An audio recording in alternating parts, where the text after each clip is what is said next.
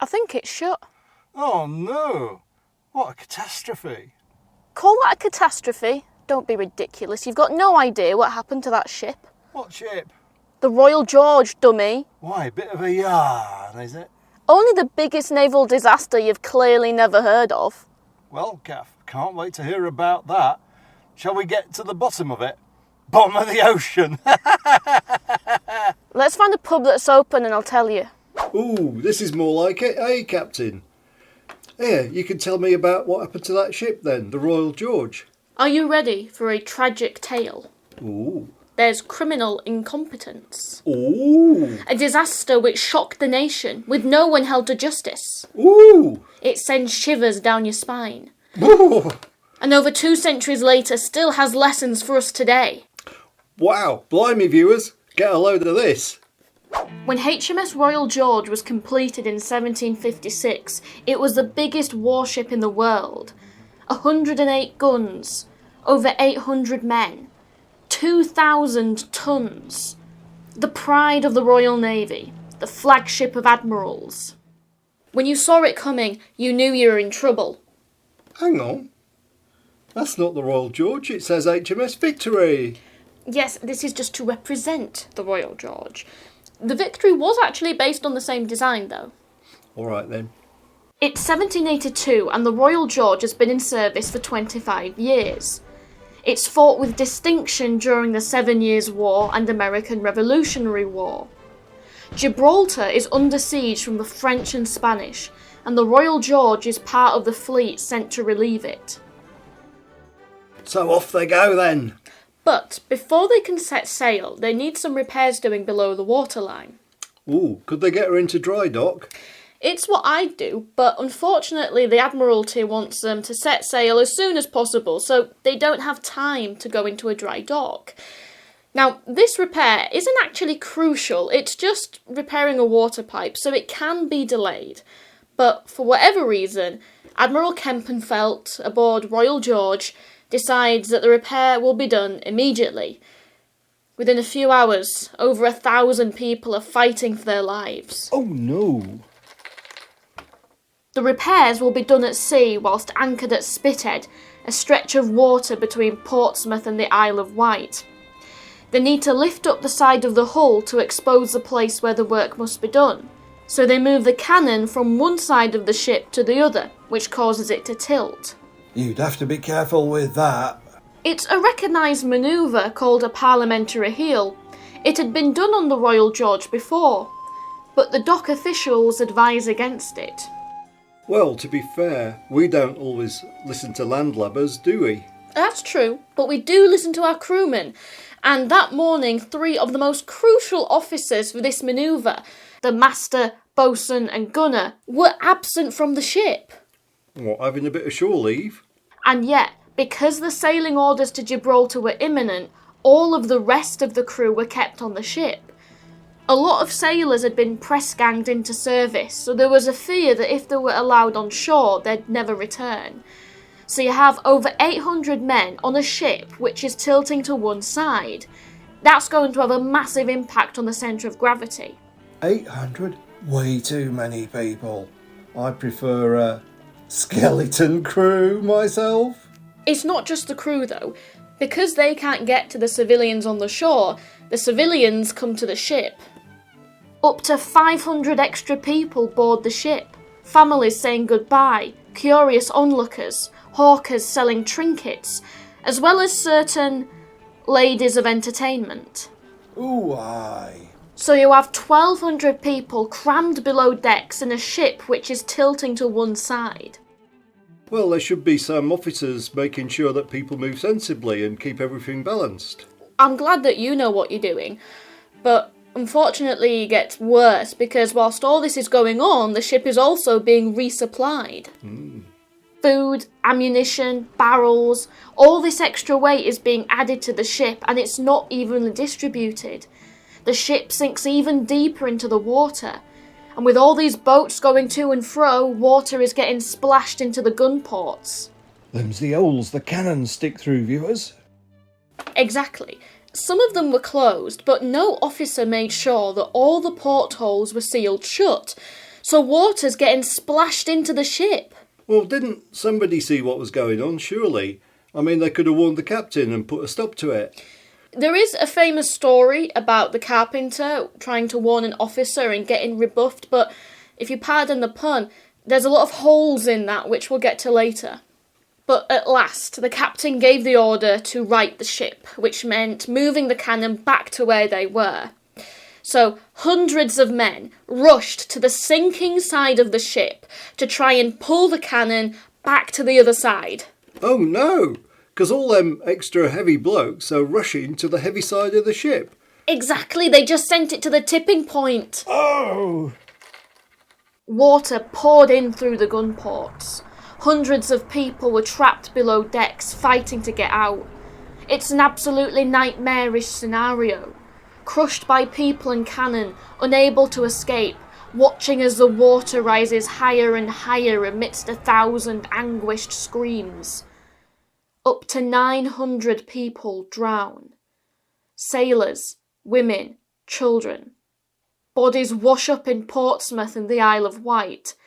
It's a horrid scene. One witness wrote, "Every hour, corpses were coming ashore on the beach. Every hour, the bell was tolling and the long procession winding along the streets. Every tide brought the dead bodies past the ships at Spithead, and it was many days before they could all be interred." It's said that everyone in Portsmouth knew, in one way or another, someone who died that day. Admiral Kempenfelt went down with his ship.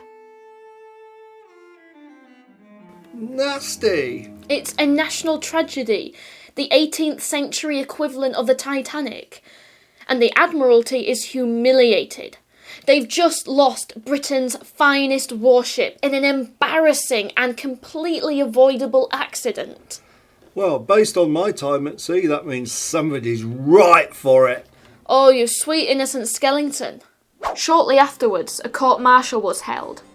During examination, the vast majority of witnesses claimed that at no point did they feel that the ship was leaning dangerously over. And why would they?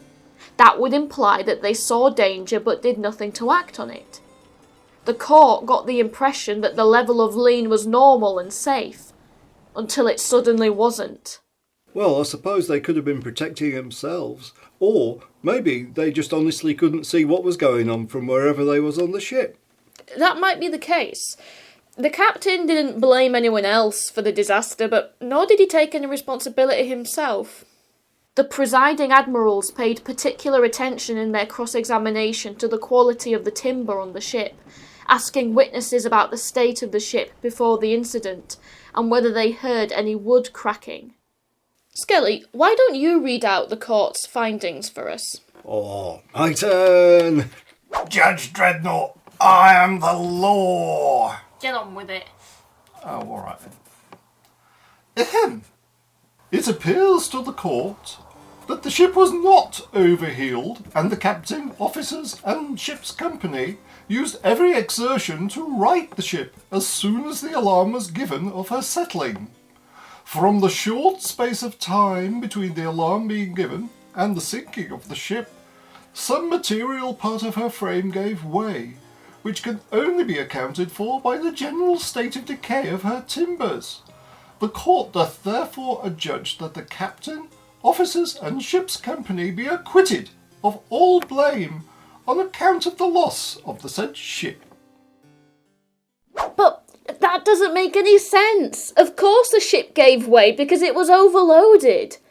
It's shameful. Nobody wanted to hold anyone to account because whoever it was would make the Royal Navy look bad.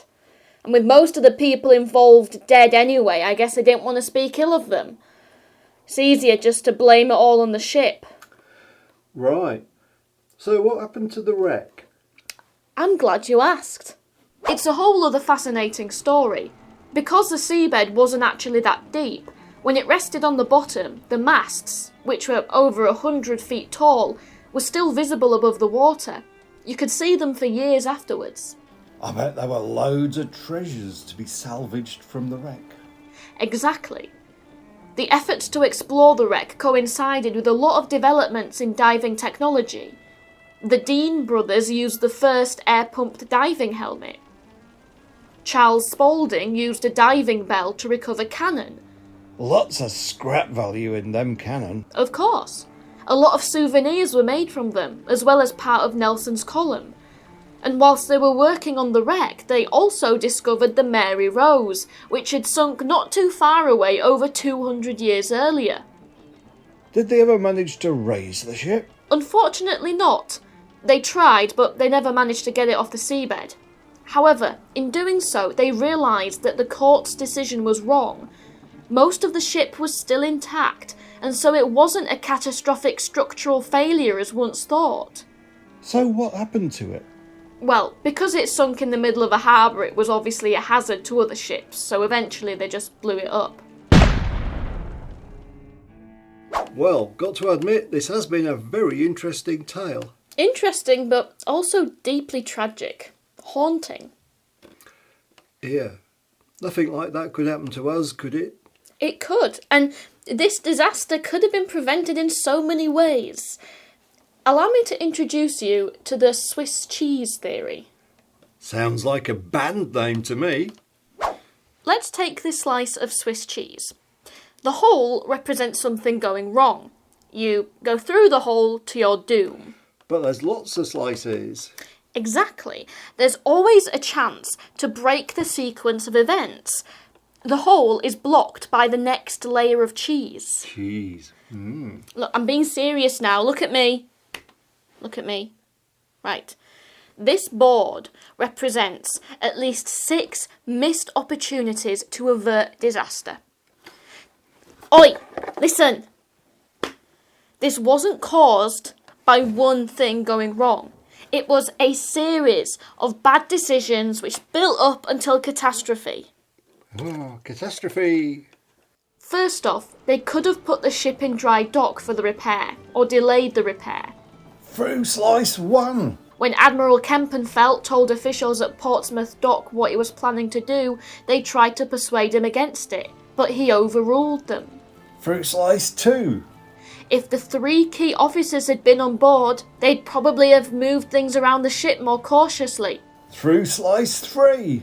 The ship should have had essential crew only, then it would ride high in the water and need to lean less to get to the water pipe.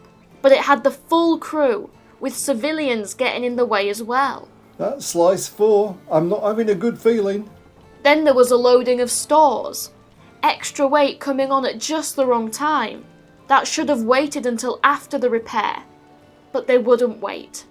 Slice 5. Had the gunner been there, he'd have made sure the cannon ports were all sealed shut. But instead, some were left open. Through slice 6. And down to the bottom they all go. There's still one bit I haven't heard you talk about, Captain, and that's the business with the carpenter, because you said it sounded like complicated. Yeah, so there's a very famous story that the carpenter went to a lieutenant and asked him to give the order to right the ship, and the lieutenant arrogantly refused. Unfortunately, I don't think it's actually true. I think there's been a terrible miscarriage of historical justice. Ooh. In an account by survivor James Ingram, published in 1840, over 50 years after the event, he claims that the ship's carpenter went twice to a lieutenant. He then went to Captain Waghorn, who gave the order. This officer has often been named as Lieutenant Hollingbury, but evidence suggests that he wasn't even on the ship at the time. No contemporary testimony mentions the carpenter approaching Hollingbury, and, despite surviving the ordeal, he was never called as a witness at the inquest. And yet, in countless books and websites, Hollingbury is held up as the man who could have stopped the whole thing but didn't. And I think this is terribly unfair because I don't like a dead person getting slagged off for something they didn't do. Not that that would ever happen to me, eh, viewers? Other sources name Durham as the officer, but he doesn't match the description at all. Anyway, the definitive account of the disaster argues that Ingram was actually mistaken in identifying the officer as a lieutenant, that in reality, the officer who rebuffed the carpenter was actually the captain himself. Plot twist, viewers. At the inquest, Waghorn describes how he would give his orders to First Lieutenant Saunders, who would then pass them on to the rest of the crew. He recalled, "I called to Mr. Saunders and told him to tell the carpenter if he could not get low enough to do it properly, we would right ship and do it another time. Mr. Saunders said, 'Do you hear, carpenter, what the captain says?' repeating to the carpenter, who was on the gangway, what I said. Later, during the incident itself, he recalled, 'I continued walking the deck with Mr. Saunders, when the carpenter came up the starboard gangway ladder and said, "Sir, the ship is settling." I answered quite astonished, "Settling? What do you mean?" and turned around to Saunders, the first lieutenant, and said, "Beat to quarters on the lower gun deck." So we have, in the captain's own words, multiple occasions of him feeding his orders to his executive officer.